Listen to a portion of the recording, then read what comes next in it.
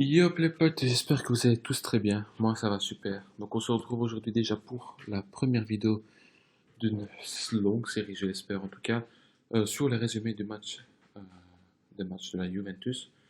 Donc on se retrouve aujourd'hui pour le résumé du match Juve-Milan qui s'est déroulé le 12 juin dernier à 21 h dans le stade euh, de l'Allianz Stadium. Donc c'était un match, la demi-finale retour de la Coupe d'Italie.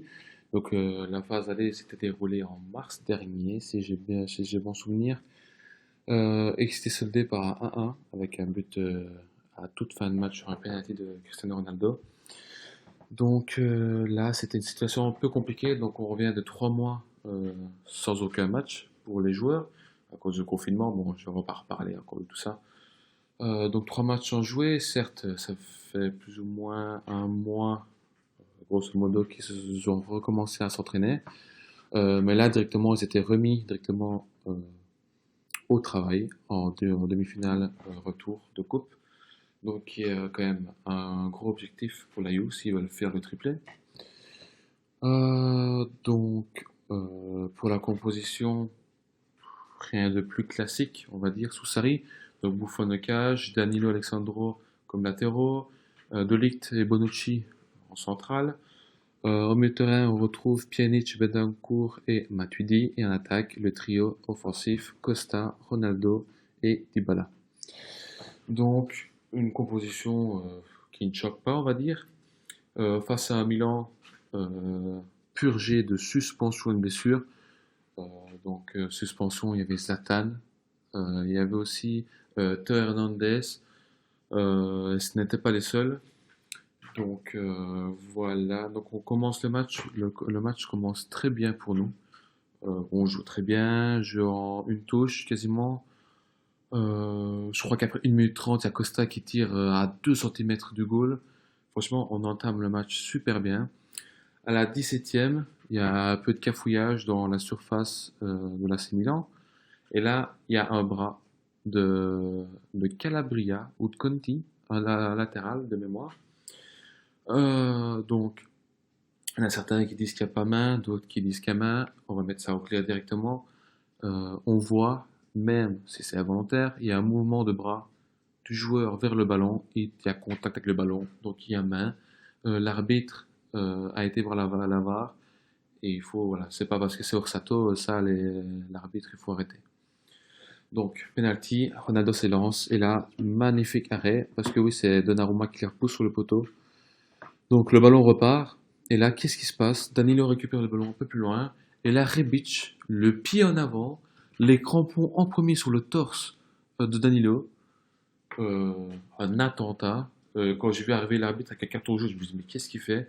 Et puis, 2 secondes après, il a compris qu'il faisait une erreur, donc il a mis le rouge directement. Donc à la 18e minute, on se retrouve avec un penalty raté, mais l'AC Milan réduit à 10 pour le reste du match. Au vu du match qu'on faisait au début, on ne pouvait que se dire que c'était gagné facilement. Cependant, je pense qu'on aurait dû un peu plus se méfier. Donc il faut remettre dans le contexte aussi que c'est un match après 3 mois d'absence. Alors certes, il y a les entraînements, vous allez me dire, mais c'est quand même 3 mois sans jouer. Les joueurs sont des êtres humains. Alors certes, oui, vous allez me dire que Ronaldo s'entraînait tous les jours, qu'il se filmait en train de courir, faire de la muscu, etc. Mais là, on parle de foot, les gars. C'est pas de la muscu, c'est pas qui soulève le plus. Là, on parle de conditions physiques, de jouer à 11, de faire des passes, d'avoir une vision de jeu, d'avoir la précision. Bref, tout ça, c'est du foot, quoi. Pas de la musculation ou autre chose. Donc ça, il faut le mettre en contexte. Donc, certes, pour moi, on aurait dû gagner ce match, au moins mettre un goal. Mais pour moi, ça a été vraiment le point négatif du match. Notre première mi-temps, je trouve, a été très bonne. Les joueurs ont bien répondu. Ils ont fait ce qu'ils avaient à faire, à part marquer un goal, bien sûr. Deuxième mi-temps, par contre, là, on est retombé dans les travers. Pjanic qui dort sur le terrain. Kedira qui rentre, encore une fois, je ne sais pas trop à quoi il a servi. Euh, voilà, au final, le Milan a réussi à nous endormir. Bon, après, ils n'ont fait que 2 tirs cadrés sur tout le match. Donc, voilà, ils n'ont pas vraiment été dangereux. Mais je pense que Milan à 11 aurait été bien plus dangereux et nous aurait mis de bons gros bâtons dans les roues. Mais bon, voilà, heureusement que ça n'a pas été le cas.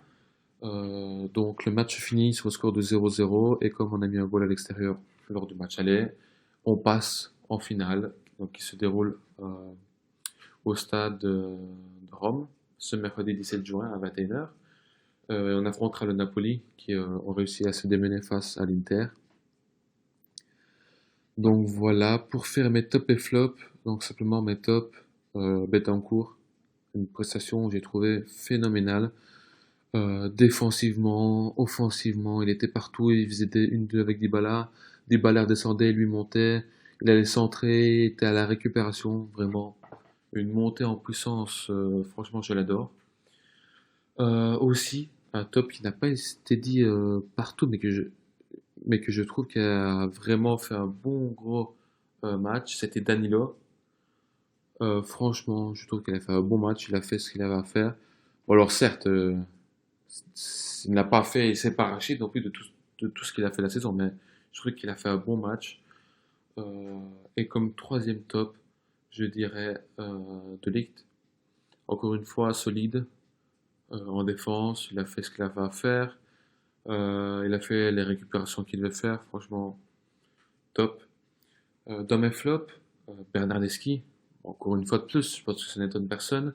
Alors certes, il est rentré, il n'a pas joué tout le match, mais voilà, la seule action que j'ai retenue de son match, c'est le contrôle qu'il fait, quoi, à l'aveugle. Il fait un bon contrôle, d'accord, mais il n'est pas payé pour faire des contrôles, il est payé pour amener de la menace dans la surface adverse et il dort sur le terrain, quoi.